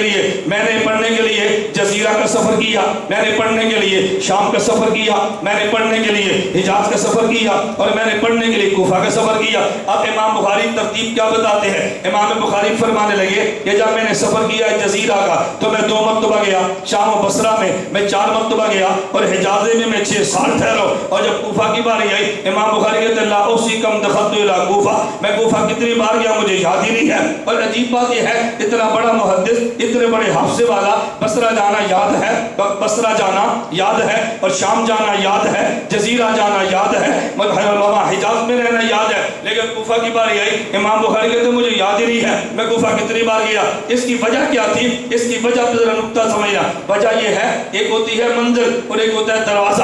آپ کا بچہ ایک مدرسے میں پڑھتا ہے، پوچھو بیٹا اس مدرسے میں کتنے سال پڑھے ہو؟ کہتا ہے جی 3 سال میں نے پڑھ کے قرآن حفظ کیا۔ پوچھو بیٹا اس مدرسے کے دروازے سے تم کتنی گار گزرے ہو؟ کہتے ہیں ابو جان یہ تو مجھے یاد نہیں ہے، میں کتنی بار مدرسے میں کتنا عرصہ ٹھہرا یہ تو مجھے یاد ہے، کتنی بار دروازے سے گزرا یہ تو مجھے یاد نہیں ہے، آپ سکول کے بچے سے پوچھ لو بیٹا یہ ہائی سکول میں کتنے سال پڑھا، کہے گا 10 سال، کیونکہ دروازے سے کتنی بار اندر گیا اور نکلا، کہتے ہیں مجھے یاد نہیں ہے۔ امام بخاری سے پوچھو حجاز کتنے سال رہے، کہتے ہیں 6 سال۔ کوفہ کتنی بار گئے، مجھے یاد ہی نہیں ہے۔ پتہ چلا امام بخاری مدینہ کو منزل کہتا ہے اور کوفہ کو دروازہ کہتا ہے۔ منزل میں رہنے کی جگہ یاد ہوتی ہے، دروازے سے گزرنے کی جگہ یاد نہیں ہوتی۔ یہی بات تو ہم کہتے ہیں تو وایا کوفہ مدینہ جاؤ، وایا کوفہ مدینہ گئے، امام بخاری جائے کوئی اعتراض نہیں ہے، ہم جائیں تو اعتراض ہے۔ اس سے پتہ چلا یہ بغض حنفیت سے ہے، دلیل کی بنیاد پر نہیں ہے۔ اللہ میں بات سمجھنے کی توفیق دے۔ میں بتا یہ رہا تھا ہمارے سیمینار کا نام امام اعظم ابو حنیفہ نعمان بن ثابت سیمینار ہے۔ آپ کے ذہن میں یہ تو پتہ چلے ہمارا امام کتنا بڑا ہے، ہمارے امام کی حیثیت کیا ہے، ہمارے امام کا مقام کیا ہے۔ جب ذہن میں مقام آئے گا، امام کا علم دیکھو بے مثال ہے، امام کا تقوی دیکھو بے مثال ہے، امام کی ذہانت دیکھو بے مثال ہے، امام کے کارنامے دیکھو بالکل بے مثال ہے، امام کی قربانی دیکھو تو بالکل بے مثال ہے۔ تعجب کی بات یہ ہے اللہ کی قسم امام ابو حنیفہ کا علم دیکھو مثال نہیں ملتی، تقوی دیکھو مثال نہیں ملتی، اور صدقہ اور خرچ کرنا سخاوت دیکھو تب بھی مثال نہیں ہے۔ امام کا جیل کاٹنا دیکھو تب بھی مثال نہیں ہے، مار کھانا دیکھو تب بھی مثال نہیں ہے، امام کی تجارت دیکھو تب بھی مثال نہیں ہے، امام اعظم ابو حنیفہ کے حج دیکھو تب بھی مثال نہیں ہے، رات کھڑے ہو کے عبادت کرنا دیکھو تب بھی مثال نہیں ہے، شام کے ساتھ فجر کی نماز پڑھنا دیکھو تب بھی مثال نہیں ہے۔ اس لیے دنیا اس کو امام نہیں امام اعظم کہتی، امام نہیں کہتے امام اعظم کہتے ہیں۔ میں ایک ایک بات کو شروع کروں گا نا، یہ امام کا تقویٰ ہے، یہ امام کی تجارت ہے۔ فیصل آباد تاجروں کا شہر ہے، تاجروں کا، آپ بھی تاجر ہیں، ہمارے امام اعظم ابو حنیفہ بہت بڑے تاجر تھے، لیکن تجارت میں کیا کرتے، جتنا منافع ہوتا اس کو 3 حصوں میں تقسیم کرتے، ایک حصہ مزید تجارت پہ لگاتے اور امام صاحب 3 حصوں میں، ایک حصہ علماء فقہا کو دیتے اور ایک حصہ اپنی ذات اور گھر والوں پہ خرچ کرتے۔ تاجروں تم بھی امام کی تقلید کر کے اپنی تجارت کو یوں شروع کر دو۔ امام صاحب کی تجارت کے منافع میں کتنے حصے تھے؟ 3 حصہ، ایک دوبارہ کاروبار پہ، نمبر 2 علماء صلحاء پہ، اور نمبر 3 حصہ اپنے گھر والوں پہ لگا لیتے۔ اگر تاجر بھی تجارت شروع کرتے، اب بتاؤ امام صاحب کی تقلید میں کریں گے، تجارت بھی چلے گی، گھر بھی چلے گا، اور علماء فقہا کے دین کا کام بھی ہوگا۔ ان کو چندے کی حاجت نہیں، کیونکہ آپ خود جو دینے کے لیے جائیں گے، وہ چندہ مانگنے کے لیے کیوں آئیں گے؟ یہ میرے امام کی تجارت ہے۔ ایک بڑی عورت امام صاحب کے پاس آئی، میں عرض کرتا ہوں ایک ایک پہلو کو لوگ نا بہت وقت گزرتا ہے۔ امام صاحب کا بڑی آئی، اس کے بعد ریشم موجود تھا، کہا یہ ریشم بیچنا ہے۔ امام صاحب نے کہا یہ مائی کتنے کا ہے؟ اس نے کہا جی 100 درہم۔ فرمایا نہیں سستا ہے، تو نے سستی بات کی ہے، اس سے مہنگا ہے۔ کہا جی 200 درہم۔ فرمایا نہیں اور مہنگا ہے۔ وہ بیچنے والی کہہ رہی ہے 100 درہم، امام کہتے تو سستا بیچ رہی ہے، قیمت زیادہ ہے۔ اس نے کہا جی 200 درہم۔ فرمایا نہیں اب بھی سستا ہے۔ اس نے کہا جی 300 درہم۔ فرمایا نہیں اب بھی تو نے تھوڑی قیمت لگائی ہے۔ اس نے کہا جی 400۔ فرمایا اب بھی تھوڑی قیمت ہے۔ امام صاحب تو بڑھیا کہنے لگی آپ میرا مذاق فرماتے ہیں، میں تجارت کرنے میں خریدنے کے لیے نہیں بیچنے کے لیے آئی ہوں، اور آپ کہتے تو سستا بیچ رہی ہے، اس کی قیمت بہت زیادہ ہے۔ پر میں تجھے دھوکہ دے نہیں دوں گا نا، تو ریشم دینے کے لیے آئی ہے، تو دیہاتی عورت ہے، تجھے نہیں پتہ اس کی قیمت زیادہ ہے، تو زیادہ قیمت والی میں کم قیمت میں تجھ سے کیسے لوں گا؟ تجھے سمجھ نہیں آنی۔ کسی مرد کو لے کر آ، ایک مرد آیا، اس سے پوچھا اس کی قیمت کتنی ہے؟ اس نے کہا جی 500 درہم۔ فرمایا اب قیمت ٹھیک لگی ہے، 500 لو اور ریشم بیچ کے چلی جاؤ۔ بتاؤ دنیا میں کوئی ایسا تاجر ملتا ہے کہ دیہات والے تاجروں کی قیمت بڑھاتا چلا جائے؟ تاجروں آپ غور کرو، میں اس لیے کہتا ہوں آپ دیکھو ہمارا امام کتنا بڑا تاجر تھا، اور امام اعظم ابو حنیفہ کی تجارت کا انداز کیسا تھا۔ تجارت کو دیکھیں تب امام ابو حنیفہ بے مثال ہے۔ ہمارے صلحاء یہاں بیٹھے ہیں، مولانا جمیل صاحب بیٹھے ہیں، مولانا انوری صاحب ہوں گے یا دیگر حضرات یہاں پہ ہوں گے، آپ کے فیصل آباد میں خانقاہیں بھی ہیں۔ میں خانقاہوں والے سے کہتا ہوں امام اعظم ابو حنیفہ کو دیکھو، عشاء کی نماز کے وضو کی ہے، فجر کی نماز تک کھڑے ہیں۔ بتاؤ دنیا میں خانقاہ کا بھی کوئی نظر آتا ہے؟ اگر خانقاہ میں دیکھو ابو حنیفہ تب بھی بے مثال ہے۔ عبادت میں دیکھو مثال ہی نہیں ملتی۔ امام صاحب رحمۃ اللہ علیہ کس قدر عبادات کے امور میں امام صاحب کس مقام پہ فائز تھے۔ امام صاحب رحمۃ اللہ علیہ کا اگر آپ عقل دیکھیں کہ مسئلہ حل کیسے کرنا ہے، فیصلہ کیسے کرنا ہے، اور لوگوں کے درمیان کی وصالت کیسے کرانی ہے، امام صاحب تب بھی بے مثال ہے۔ ایک ایک واقعہ آپ پیش کرتے چلے جائیں اور آپ امام صاحب عقل پہ دھنگ رہ جائیں گے۔ حضرت امام اعظم ابو حنیفہ رحمۃ اللہ علیہ مسئلہ کیسے بتاتے اور کتنی دور کی بات کہہ دیتے، عام بندہ سوچ بھی نہیں سکتا تھا۔ امام صاحب کیسی بات کہتے، ایک آدمی آیا اور امام صاحب سے اگر کہنے لگا حضرت ہم بہت پھنس گئے ہیں، میں اور میری بیوی بہت الجھن ہو گئی ہے، ہمیں اس الجھن سے نکالیں۔ امام صاحب فرمانے کی الجھن کیا ہے؟ اس نے کہا میری بیوی سے انبن ہوئی اور میں نے بیوی سے کہہ دیا اگر تو مجھ سے اب پہلے بات کرے گی اب تو مجھ سے آج نہیں بولتی نا، تو مجھ سے بات کرے گی، اگر تیری بات کرنے سے پہلے میں نے تجھ سے بات کر لی نا تو تجھے 3 طلاق، تو ہی جب بات ہوگی تو ہی پہلے کرے گی، اگر میں نے پہلے کر لی تو پھر تجھے 3 طلاق۔ بی بی کہنے لگی یہ جو گھر میں جتنا مال موجود ہے نا، اگر میں نے پہلے کر لی وہ سارا مال صدقہ ہے۔ انہوں نے کہا جی امام صاحب کیا کریں، اگر یہ پہلے بولتی ہے تو مال صدقہ ہوتا ہے، اگر میں پہلے بولتا ہوں تو بیوی کو طلاق ہوتی ہے، میں پہلے بولا تو بیوی چلی گئی، یہ پہلے بولی تو مال چلا گیا، اب ہم کیا کریں؟ امام صاحب میں کوئی نہیں، تو اس سے بات کر لے، طلاق بھی نہیں ہوگی، مال بھی نہیں جائے گا۔ اس نے کہا تھا آپ کیسی بات کرتے ہیں؟ فرماتے ہیں میں جو کہتا ہوں، وہ بندہ امام سفیان ثوری کا رشتہ دار تھا، امام سفیان ثوری آئے، انہوں نے کہا ابو حنیفہ یار یہ کیا بات کرتے ہو، کیوں حرام کام کروانے لگے ہو؟ فرمایا کیا بات ہے؟ انہوں نے کہا اب ذرا مسئلہ بیان کرو، ان کے سامنے بیان کرو۔ وہ بندہ کہنے لگا میں نے بیوی سے کہا اگر تیرے بات کرنے سے پہلے میں نے بات کی تجھے طلاق۔ بیوی کہتی ہے اگر میں نے پہلے بات کی سارا مال صدقہ، اب اگر میں بات کروں تو بیوی جاتی ہے، یہ بات کرے تو مال جاتا ہے۔ امام اور میں نہیں بات کر لے کچھ بھی نہیں ہوتا۔ حضرت سفیان ثوری کہنے لگے کیسے، وجہ تو بتاؤ نا۔ امام صاحب فرمانے لگے جب اس نے کہا تھا اگر میں پہلے بات کروں تو تجھے طلاق، پہلے تجھے ہی بولنا پڑے گا، اس کے بعد بیوی بول پڑی تھی؟ کہا جی بول پڑی تھی۔ انہوں نے کہا اس نے کیا کہا تھا؟ اس نے کہا اگر میں پہلے بولوں تو میرا مال صدقہ۔ فرمایا دیکھو جب اس نے کہا تھا اگر پہلے میں نے کی طلاق تو بیوی تو بول پڑی ہے نا، اس کی قسم تو ختم ہوگی، اس کے بعد یہ بیوی نہ بولے یہ بولے۔ نہیں سمجھے بھائی؟ جب اس نے یہ کہا تھا اگر تیرے بولنے سے پہلے میں بولی تو طلاق، اس کے بعد کون بولی؟ بیوی بولی نا۔ اور بیوی کیا کہتی ہے اگر تیرے بولنے سے پہلے میں بولی تو پھر میرا سارا مال صدقہ۔ فرمایا یہ چپ ہوا، بیوی بول پڑی، اب طلاق تو نہیں ہوگی نا۔ اب اس کے بعد اگر بیوی پہلے بولے تو پھر مال صدقہ ہوگا نا۔ اب بیوی گفتگو کے بعد تو پہلے بولا ہے تو طلاق بھی نہیں ہے، مال صدقہ بھی نہیں ہے، بیوی بھی گر ہے، مال بھی گر ہے۔ اب دیکھو امام صاحب کا علم دیکھو۔ ایک بندہ آیا کہنے لگا حضرت میرا بیٹا بہت تنگ کرتا ہے۔ فرمایا کیا کرتا ہے؟ کہتے اس کی شادی کرتا ہوں، مال بھی خرچ کرتا ہوں، مال لٹا دیتا ہے، کچھ دنوں بعد طلاق دے دیتا ہے، لڑکی بھی چلی جاتی ہے، مال بھی چلا جاتا ہے۔ امام صاحب بات ہے کوئی بات نہیں ہے، اس کا بھی حل نکالتے ہیں۔ انہوں نے کہا کیا حل ہے؟ فرمایا اس کو بازار میں لے جاؤ، اور دور میں لونڈیوں کا دور تھا۔ فرمایا اس بیٹے سے کہو جو لونڈی تجھے سب سے زیادہ پسند ہوگی نا میں وہ خریدوں گا، جو لونڈی پسند کرے تو خرید لینا۔ خرید لی۔ اس کے بعد کہا اسی لونڈی کی اس بیٹے سے شادی کرا دے، شادی کرا دو۔ انہوں نے کہا جی پھر؟ فرمایا دیکھو اب ملک تیری ہے لونڈی اور بیٹی اس کی ہے، تو اگر یہ طلاق دے گا تو لونڈی بھی گھر میں رہے گی، مال بھی گھر میں رہے گا، نہ بیوی جائے گی نہ مال جائے گا، تو یوں کر لے۔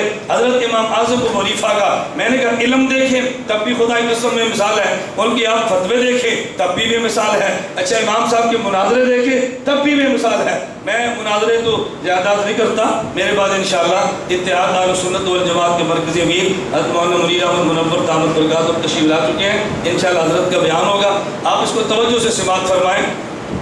قاری صاحب تشریف لا رہے ہیں، جزاک اللہ۔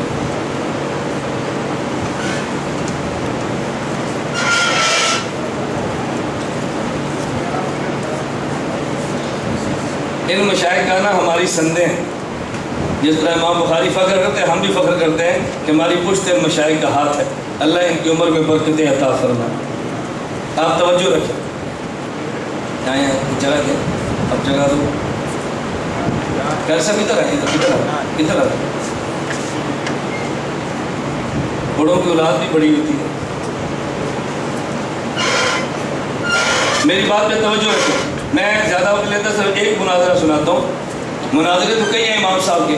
حضرت امام اعظم ابو حنیفہ کی خدمت میں 70 خارجیہ، کون ہے؟ 70 خارجی تلواریں لے کر آئے، مجمع بہت تھا، رش لگا ہوا تھا۔ انہوں نے کہا جی ہم آپ کے مہمان ہمیں جگہ دو۔ امام صلی اللہ علیہ وسلم بھی جگہ کھلی کر دو، ان کو بیٹھنے دو۔ جگہ کھلی کی وہ 70 خارجی تلواریں لی اور چاروں طرف کھڑے ہو گئے۔ امام صلی اللہ علیہ وسلم فرمایا یہ کیا؟ انہوں نے کہا ہم تیرے خون کے پیاسے ہیں۔ کوئی امام صاحب کو شیطان کہتا، علیہ باللہ، کوئی برا بھلا کہتا، گندے لفظ کہتے۔ امام صاحب نے فرمایا یہ دیکھو تو میرا خون تو کرو لیکن پہلے مجھ سے بات تو کرو نا، وجہ کیا ہے؟ انہوں نے کہا ہم تجھ سے مسئلہ پوچھتے ہیں تو غلط مسئلہ بتائے گا تجھے قتل کر دیں گے۔ امام صاحب نے فرمایا چلو تم مجھے مارو مت، میری بات سنو۔ انہوں نے کہا جی آپ بات شروع کریں۔ امام صاحب پہلے سمجھاتے رہے کہ خون نہ کرنا چاہیے، عالم کا خون بہانا بہت بڑا ظلم ہے، بہت بڑا گناہ ہے۔ جب نہیں بات آئے انہوں نے کہا جی ہم نے تو مارنا ہے، امام فرمایا تکلم علی بسم اللہ، چلو بسم اللہ پڑھ کے بات شروع کریں، بات ختم ہو جائے گی، اگر میرا خون حلال ہے آپ کرتے نا، میں تمہیں روکتا نہیں ہوں۔ انہوں نے کہا جب یہ بتاؤ، یہ مسجد اور مجمع کے باہر ایک بندہ ہے اور ایک عورت ہے اور دونوں کی میت پڑی ہے، ان میں عورت کون سی ہے کہ جس نے زنا کیا تھا، حمل ٹھہر گیا تھا اور اس نے بدنامی کے خوف سے خودکشی کر لی اور گناہ کبیرہ کر لیا؟ ان کا موقف یہ تھا گناہ کبیرہ کرنے سے بندہ کافر ہو جاتا ہے۔ انہوں نے کہا کہ یہ عورت پڑی ہے۔ اسی طرح انہوں نے ایک مرد کا نام لیا، اس مرد نے شراب بہت زیادہ پیا، بہت زیادہ شراب پینے کی وجہ سے اوور لوڈ ہوا اور وہ مر گیا، بتاؤ ان کے بارے میں تم کیا کہتے ہو، یہ مومن ہے یا کافر؟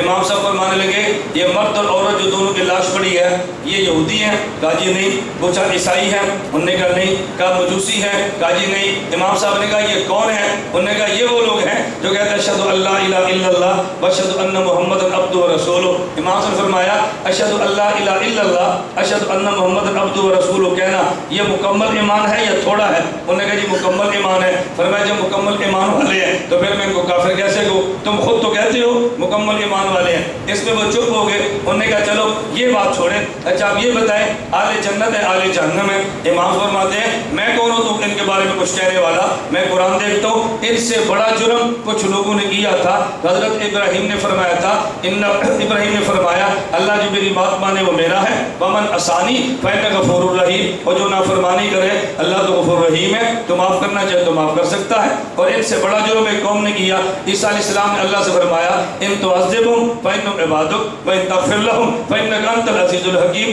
اللہ تو عذاب دے تو دے سکتا ہے اور بخشنا چاہے تو بخش سکتا ہے۔ اچھا فرمانے لگے جب ابراہیم کو رائے قائم نہیں کرتے، عیسیٰ علیہ السلام رائے قائم نہیں کرتے تو میں کون ہوں تو رائے قائم کرنے والا؟ اس خادم نے تلواریں اٹھا لی، انہوں نے کہا ہم توبہ کر کے آج تمہارے ہاتھ پر بیعت کرتے ہیں، ہمیں مسئلہ سمجھ آ گیا۔ حضرت امام صاحب کا علم دے تو بھی بے مثال ہے، اللہ میں بات سمجھنے کی توفیق عطا فرمائے۔ میں خیر گزارش صرف کر رہا تھا حضرت امام اعظم ابو حنیفہ اللہ کی قبر پہ کروڑوں رحمت نازل فرمائے، حضرت امام اعظم علم دیانت تقوی سب پہ بے مثال تھے، اور ہم نے ایسے ہی امام صاحب کی تقلید نہیں کی، ہمارے مشائخ نے تقلید کی ہے، دلائل کے ساتھ کی ہے، امام صاحب کے علوم کو دیکھ کر کی ہے۔ میں آپ سے گزارش ہی کروں گا آپ اپنے عنوانات میں مطالعہ فرمائیں، اپنے عنوانات میں کیسٹیں سنیں، اپنے عنوان لٹریچر جمع کریں اور لٹریچر کا مطالعہ فرما کے آگے چلیں۔ یوں نہیں چلنا چاہیے تو بندہ اعتراض کرے کہ ہمارے پاس جواب نہیں ہے۔ ہم نے اتحاد اہل سنت والجماعت کے پلیٹ فارم پہ کئی ایک کام شروع کیے ہیں، آپ شفقت فرمائیں اور اس میں شامل ہو۔ شامل ہونے کا معنی ہم نے کوئی فنڈ کا مطالبہ نہیں کیا، اگر آپ کے نیٹ موجود ہے الاتحاد.org کھول لیں، anamedia.com کھول لیں یا یوٹیوب اور گوگل پہ سرچ کریں الیاس گمل لکھ دیں، آپ کے سامنے ہمارے پورے دلائل آ جائیں گے۔ اگر آپ ان سے نہیں ہیں، آپ کا رسالے کا اگر رسالے کا ذوق ہے ماہنامہ فقی لگوا لیں اور سماعی کافل حق لگوا لیں، خواتین کے لیے بنات اہل سنت لگوا لیں۔ نچلے حال میں ہماری خواتین اور مائیں اور بہنیں بھی بیان کو سماعت فرما رہی ہیں، ہم ان سے کہیں گے ماہنامہ بنات اہل سنت لگوا لیں۔ اگر آپ کا لٹریچر کا کتب کا ذوق ہے آپ کتب لے لیں، ہمارے پاس کتب مختلف عنوانات موجود ہیں وہ منگوا لیں۔ اور اگر آپ کا پوسٹروں کا عنوان ہے آپ اپنی بیٹھک کو سجائیں تو پوسٹر لکھ کر سجا لیں۔ ہمارے لوگ بھی عجیب ہیں، آپ سینیاں لگواتے ہیں، اپنے دلائل کے پوسٹر کیوں نہیں لگاتے؟ ہمارے پوسٹر وہ 4 کلر میں ہیں اور 8 پیپر میں ہیں اور ہر ایک مسئلے پہ مستقل پوسٹر موجود ہے، آپ وہ منگوا لیں۔ اچھا آپ ان میں سے کوئی کام بھی نہیں کر سکتے تو پھر سب سے آرام کا آسان کام یہ ہے کہ سال میں ایک دو مرتبہ ہونے والے ہمارے کورسز میں شرکت فرما لیں۔ جو طلباء دورہ حدیث میں ہیں ان کے لیے 1 سال کا کورس تخصص فی التحقیق والدعوہ اس میں شرکت کریں۔ جو طلباء دورہ حدیث میں نہیں ہیں 23 جون سے لے کے 5 جولائی تک مرکز اہل سنت والجماعت 87 جنوبی سرگودا ان کے لیے 12 دن کا کورس ہے، اس میں شرکت فرما لیں۔ اور جو تاجر یا لوگ نہ جا سکے لائیو پروگرام ہمارا آنا میڈیا الاتحاد.org کے لائیو یہ 12 دن کا کورس نشر ہوگا، آپ اس کو دیکھیں۔ گزشتہ سال 380 علماء و طلباء ہمارے پاس موجود تھے اور 8,500 بندے براہ راست نیٹ پہ بیٹھ کے ہمارے کورس کو پڑھتے تھے۔ آپ اس کے یوزر بنے اور آپ اس کورس کو گھر بیٹھے پڑھ سکتے ہیں۔ اتنا اہتمام تو کر سکتے ہیں۔ اگر یہ بھی نہ کر سکے تو پھر آخری درجہ ہمارا ایک صراط مستقیم کورس موجود ہے، مردوں کے لیے الگ ہے، خواتین کے لیے الگ ہے۔ میں آپ سے گزارش کروں گا مردوں میں بھی اس کا اہتمام فرمائیں، خواتین میں بھی اس کا اہتمام فرمائیں۔ بحمداللہ تعالیٰ ہر موضوع پہ بہت کم وقت میں اللہ رب العزت نے لٹریچر تیار کروا دیا ہے۔ ابھی رمضان مبارک آنے والا ہے، ہمارے بہت سارے علماء اور ائمہ کی خواہش ہوتی ہے کہ کوئی ایسا خلاصہ چھاپے کہ تراویح کے بعد ایک پارے کا خلاصہ عوام کو سنا دیا جائے۔ اس کے نام پر بھی کام شروع ہے، انشاءاللہ شعبان میں مکمل تیار ہو کے خلاصہ آپ کی خدمت میں آ جائے گا۔ اب پڑھنا تو حق نے ہے نا، ہم نے سارے کام کر لیے ہیں، واقعات تو بہت ہے، میں صرف 2 باتیں عرض کرتا ہوں۔ میں جدہ میں تھا، مجھے کچھ حضرات فرمانے لگے کہ مولانا فرد ہاشمی کے لیے آپ کو ایک CD لانچ کریں تاکہ لوگ اس کو دیکھیں اور اس سے دور ہو جائیں۔ میں نے کہا بھی اس کے خلاف CD تب ریکارڈ کرائیں، پہلے آپ خواتین کے کورس تو شروع کرائیں نا، ان سے ہم روک دیں، خود آپ کورس نہ کرائیں تو لوگ یار کیسے عجیب لوگ ہیں، اپنا کورس کراتے نہیں ہیں، وہاں جانے سے روک دیتے ہیں۔ مجھے کہتے ہیں ہماری مجبوری ہے، اس کا شارٹ کورس موجود ہے 1 سال کا، ہمارے پاس شارٹ کورس نہیں ہے۔ میں نے کہا تمہاری مجبوری ختم ہے، اس نے شارٹ کورس تیار کیا ہے، میں نے شارٹ کٹ کورس تیار کیا ہے، اس کا کورس 1 سال کا ہے، میرا کورس 40 دن کا ہے۔ اب اس سے زیادہ کیا کر سکتا ہوں؟ تم کورس منگواؤ تو صحیح نا، مردوں کا الگ ہے، خواتین کا الگ ہے، آپ اس کو عام فرمائیں۔ اس طرح میں بات کہہ رہا تھا، انگلینڈ سے ایک دوست سے رابطہ کسی نے کروایا تو مجھے فرمانے لگے جاوید غامدی ذاکر نائک یہ بہت بڑا فتنہ ہے، ان کے خلاف آپ کو کام کرنا چاہیے۔ میں نے ویسے کہہ دیا بات سمجھانے کے لیے، میں نے کہا یہ تو کوئی فتنہ نہیں ہے، مجھے کہتے ہیں جی بہت بڑا فتنہ ہے۔ میں نے کہا کیسے فتنہ ہے؟ کہتے ہیں امت کا ایمان تباہ کرتے ہیں۔ میں نے پوچھا ذاکر نائک جاوید غامدی کو مدرسے کے طلباء سنتے ہیں؟ مجھے کہتے ہیں نہیں۔ میں نے کہا خانقاہ کے مرید سنتے ہیں؟ مجھے کہتے ہیں نہیں۔ تو میں نے کہا رائے گنج کے تبلیغی بزرگ سنتے ہیں یہ وقت لگانے والے؟ مجھے کہتے ہیں نہیں۔ میں نے کہا سنتا کون ہے مجھے بتاؤ؟ کہتے ہیں جو مسجد میں نہیں آتے، گھر بیٹھے چینل کھولتے ہیں اور ذاکر نائک غامدی کو سنتے ہیں۔ میں نے کہا پھر اس کے لیے مشورے دینے کی بجائے آپ انگلینڈ سے پاؤنڈ بھیجیں، ہم چینل بنائیں اور جاوید غامدی کا مقابلہ کریں۔ کہتا ہے وہ تو جائز نہیں ہے۔ میں نے کہا پھر آپ پریشان کیوں ہیں؟ پھر مجھے بتائیں پریشان کیوں؟ جب چینل پہ جا کر بات کرنی ٹھیک نہیں ہے تو اس کا مقابلہ گھر بیٹھ کر تو ہوگا نہیں، جہاں وہ بیٹھے وہیں جائیں گے نا۔ تو جس مورچے سے توپ گولا مارتی ہے اس مورچے کو اڑاؤ گے تو مقابلہ ہوگا، اس کی توپ ادھر ہے، تم نے پھیرے کدھر شروع کر رکھی ہے۔ میں نے کہا بھائی یوں نہیں ہوگا۔ ہم نے اس لیے جس حد تک ہمارے بس میں تھا ہم نے میڈیا کی جنگ لڑی ہے، اور بحمداللہ تعالیٰ اس کو پوری دنیا نے محسوس کیا ہے کہ اتحاد اہل سنت والجماعت نے بغیر عسکریت اور بغیر سیاست کے علمی جنگ لڑی ہے اور دنیا اس کو محسوس فرما رہی ہے۔ تو آئیے فرمائے اللہ رب العزت ہمارے اس کام کو قبول فرمائے، اور حضرت رئیس المناظرین حجت اللہ فی الارض مولانا محمد امین پکاڑوی نور اللہ مرقدہ کی روح مبارک کو ہمارے پورے اعمال کا اصال ثواب فرما دیں۔ ازمان نامہ فقی کے ایک شمارے میں ایک جگہ یہ آیا ہے ریاض گمن صاحب کا نکاح مولانا طلحہ قادری نے پڑھایا ہے، دوسری جگہ پڑھایا کسی اور عالم پڑھایا کہ نکاح 2 مرتبہ پڑھایا۔ نکاح ایک ہی مرتبہ ہوا یہ تھا کہ نکاح عالم نے پڑھایا، مولانا طلحہ قادری نے اس کے اندر دعا فرمائی، انہوں نے فرمایا کہ نکاح آپ پڑھا دیں، میرا عمومی مزاج نہیں ہے اور دعا میں کرا دیتا ہوں۔ تو دونوں باتیں ٹھیک ہے، غلط تو نہیں ہیں۔ اس پر آپ مبارک نہیں دی کہ مبارک ہو، مولانا طلحہ قادری نے آپ کو نکاح پڑھایا، اشکال پھر بھی کر دیا، یعنی جو خوشی کی بات ہے وہ ذکر نہیں کی ہے، جو اشکال تھی اس کو ٹھوس دیا۔ میں ساتھیوں سے کہتا ہوں، مجھے ایک ساتھی کہنے لگا مفتی زین العابدین صاحب کی بیٹی اور آپ کے نکاح میں نے کہا فضائل اعمال کا دفاع میں نے کیا، آپ نے تو نہیں کیا نا۔ حال جزاء الاحسان الا الاحسان، جیسی نیکی اللہ ویسا صلہ بھی دیتا ہے، اور پوری دنیا میں تبلیغ جماعت کا دفاع جو میں نے کیا ہے اس کی آپ کو مثال نہیں ملے گی۔ حضرت کی بیٹی آ گئی تو پھر ہمارا حق بنتا ہے، اس میں حضرت کی بات کون سی ہے؟ اس میں کوئی اشکال کی بات تو نہیں ہے۔ وہ جو نکاح مولانا طلحہ صاحب نے پڑھایا، میں نے کہا ان کے باپ کی کتاب کا دفاع کیا تو نکاح انہوں نے پڑھایا تو پھر کیا ہو گیا؟ مولانا طلحہ صاحب دان پر دانتوں نے دعا فرمائی اور نکاح میں شرکت فرمائی، اور پھر ولیمہ کھانے کے لیے سرگودا مرکز اہل سنت والجماعت تشریف لائے، 1 گھنٹے کا بیان بھی فرمایا، اور اس کے بعد فرمایا کہ ہم ولیمہ کھانے کے لیے آئے ہیں۔ یہ میرے لیے اعزاز کی بات ہے کہ شیخ زکریا کے بیٹے ہماری دعوت کے بغیر گھر تشریف لائیں اور اگر ہم سے ولیمہ کھا کر دیں، یہ ہماری سعادت کی بات ہے۔ اللہ ہم سب کو ان سعادتوں کو حاصل کرنے کی توفیق عطا فرمائے۔ میں اس پہ کوئی گفتگو نہیں کرتا، میں اتنی گزارش کرتا ہوں، میں نے آپ کی خدمت پہ کہا مجھے بات ساتھی کہتے ہیں کون آپ نے 3 نکاح کر لیے اس سے وقت، میں نے کہا دیکھو ان میں 1 منٹ کو میرا ضائع ہوا ہو، کوئی میرے وقت میں فرق پڑا ہو، کوئی تاریخ میں کمی ہوئی ہو، اس پر تو آپ کو داد دینی چاہیے کہ آپ 3 بیویوں کے باوجود 1 سیکنڈ بھی کام میں فرق نہیں ہے۔ آپ اندازہ فرمائیں میں رات 4 بجے گھر پہنچوں، 4:15 بجے سویا ہوں، 9 بجے بیان کیا ہے، 12 بجے یہاں پہنچوں، کوئی میں نے ایک کام میں تعطل آنے دی ہے؟ کوئی بھی تعطل نہیں ہے۔ اس پر شاباش دے، اس پر ترغیب کرنی چاہیے۔ میں احباب سے کہتا ہوں جس دن میرا نکاح تھا اس دن بھی 5 اپریل کو 5:30 بجے نکاح ہوا، 9:15 بجے سرگودا بیان تھا، رات 1 بجے دوسرا جلسہ تھا، 2 بجے میں گھر پہنچا، پھر 11 بجے ولیمہ، پھر جمعے کا بیان، پھر عشاء کے بعد کا بیان، اور رات 3 بجے میرا دبئی کا سفر تھا۔ کچھ فرق پڑا اس سے؟ تو پھر تمہیں خوش ہونا چاہیے۔ اس پر آپ لوگ کیوں ایسی باتیں کرتے ہیں؟ اللہ پاک ہم سب کو حوصلے عطا فرمائے۔ اصل بات ہے کہ بعض خوشیاں برداشت نہیں ہوتی تو اس کے اظہار کا رنگ نرالا ہوتا ہے۔ مجھے حضرت قاری محمد یاسین صاحب دامت برکاتہم اللہ کی عمر میں بہت برکت عطا فرمائے۔ سچی بات ہے کہ میں حضرت کے منہ پہ نہیں کہتا، ہمیں اتنی خوشی ہوتی ہے، ہم چھوٹے ہیں، جب ہمارے زخموں پہ کوئی آدمی پٹی لگائے تو بندہ کتنا خوش ہوتا ہے۔ غم زدہ جاتے ہیں، قاری صاحب کے مان کے ہمارے سارے غم ختم فرما دیتے ہیں۔ ہمارا 10 جون کو اسلام آباد ہوٹل میں سیمینار ہے۔ پہلا ہمارا سیمینار اسلام آباد جناح سپر میں تھا اور اس کی صدارت حضرت مولانا قاری محمد یاسین صاحب دامت برکاتہم نے فرمائی۔ میں نے قاری صاحب کو ایک جملہ کہہ دیا، ظاہر تکلیف تو پتہ بڑوں کو کہتے ہیں نا۔ میں نے قاری صاحب دیکھیں ہمارا سیمینار ہے، 2.5-3 لاکھ روپے خرچ کیا ہے، یہ حضرات آ کر کھانا بھی کھا رہے ہیں، سیمینار بھی سن رہے ہیں، اے سی کے مزے بھی لوٹ رہے ہیں، اور یہیں بیٹھ کے باتیں کرتے ہیں کہ ایجنسیوں کا آدمی ہے، پیسے کہاں سے لایا ہے، کہاں سے اکٹھے کیے ہیں۔ حالانکہ میں نے 5-5 ہزار 10 ہزار پورے پاکستان میں لڑکوں سے جمع کیے ہیں، اور جمع کر کے بیان بھی سنائے ہیں، اے سی کے مزے بھی دیے ہیں، کھانے بھی کھلائے ہیں، اور پھر تنقید بھی کرتے ہیں۔ مجھے قاری صاحب دامت برکاتہم فرمان لگے، اور یہ بیان ریکارڈ پر موجود ہے۔ قاری صاحب نے اس بیان میں صداقتی کلمات میں پھر یہ ایک واقعہ سنایا۔ فرمایا 2 آدمی تھے، ایک مرد اور ایک عورت، گھوڑا ان کے پاس تھا، وہ سفر کرنے کے لیے جانے لگے۔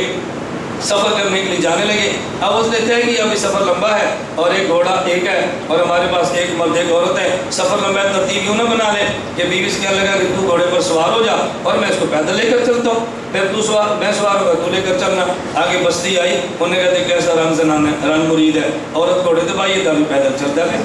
اس کو بڑی تکلیف ہوئی، بیوی سے کہتا ہے چل فقیر نہیں ہے تو اتر جا، میں گھوڑے پر بیٹھ جاتا ہوں۔ یہ خود گھوڑے پر بیٹھا اور بیوی گھوڑے کو لے کر چل رہی ہے۔ اگلی بستی گزرے، انہوں نے کہا کیسا ظالم شوہر ہے، بیوی کو چلا رہا ہے، خود گھوڑے پر بیٹھا ہوا۔ اب جب آگے چلے اب کیا کریں؟ انہوں نے کہا ایسا کریں چلو گھوڑا ویسے لے کر چلتے ہیں، دونوں چلے۔ جب دونوں چلے گھوڑا خالی ہے، لوگوں نے کہا ایسا بدو ہے، اگر سوار نہیں تو گھوڑا رکھنے کی ضرورت کیا تھی؟ چوتھی بستی میں چلے اب کیا کریں؟ اس نے کہا بھی دیکھو دونوں کام ہم نے دیکھ لیے، اچھا آگے گئے، اب یہ تو دونوں کے بیٹھ گئے، یہ دیکھو کتنا ظالم آدمی ہے، باری باری چلتے تو گھوڑے خوشی ہوتی، دونوں بیٹھ گئے۔ اب بیوی نے کہا کیا کریں؟ اس نے کہا اس کا حل یہی نظر آتا ہے کہ جیسے مرضی ہے ویسے کریں، ان لوگوں نے کسی حق میں معاف نہیں کرنا۔ مجھے قاری صاحب فرمانے لگے مولانا ہم آپ کی پشت پہ ہیں، آپ بسم اللہ پڑھ کے کام جاری رکھیں اور ان کی تنقیدات کی پرواہ نہ کریں، تمہارے مرنے کے بعد کہے کہ ایک بندہ ہمارے ہاتھ سے نکل گیا، آپ کام جاری رکھو۔ اور مجھے یاد ہے، میں بہت ساری باتیں نہیں کہنا چاہتا، پچھلے دن جدہ سعودیہ میں ایک طوفان کھڑا ہوا اور بہت سے لوگوں نے مخالفت کی، قاری صاحب کی تشریف لے گئے، اور یقین کر مجھے اتنی خوشی ہوتی ہے میں بتا نہیں سکتا۔ ہمارے پاکستان کے علماء سے غالباً واحد یا دوسرے آدمی قاری صاحب ہوں گے جب لوگ ان کو ملنا میرے خلاف بات کرنے کے لیے، پر میں بھی پہلے میں مولانا سے بات کروں گا پھر تمہاری بات سنوں گا، جب تک اس سے نہیں بات کرتا تمہاری بات میں سننے کے لیے تیار ہی نہیں۔ اب تو اکابر میں اس لیے کہتا ہوں ایسے مشائخ ملتے ہیں تو بہت بڑی سعادت ہوتی ہے، اللہ ان کی عمر میں برکت عطا فرمائے، اللہ مشائخ کے سارے ہمارے سر پہ قائم دام رکھے۔ حضرت حدیث میں آتا ہے جنت والوں کی آمد میں دیدار کروائیں گے۔ اس حدیث کو علماء سے پوچھتے ہیں کہ جملے موجود ہیں، حدیث کتب کا نام بتا دیں جن میں علماء سے پوچھ لیں، جس میں علماء کے پوچھنے کے الفاظ موجود ہے۔ کتاب تو میرے ذہن میں نہیں ہے لیکن یہ موجود ہے کہ قیامت کے دن جنت میں علماء جائیں گے، جب اللہ پوچھے خواہش، علماء سے پوچھیں گے خواہش، شاید علماء بتائیں گے یہ خواہش اللہ سے کرو، اللہ میں اپنا دیدار کروا دے۔ اللہ ہم سب کو بات سمجھنے کی، عمل کرنے کی توفیق عطا فرمائے۔ اب بغیر تاخیر کے ہمارے اتحاد اہل سنت والجماعت کے مرکزی امیر حضرت مولانا منیر احمد منور دامت برکاتہم تشریف لائیں گے اور حضرت اپنا خطاب فرمائیں گے۔ خطاب مختصر اور جامع ہوگا۔ ہم نے پوری کوشش کی ہے کہ وقت پر اپنے اس گفتگو کو سمیٹ دیا جائے، اور اس سے قبل اگر مولانا اعلان کرنا چاہتے ہیں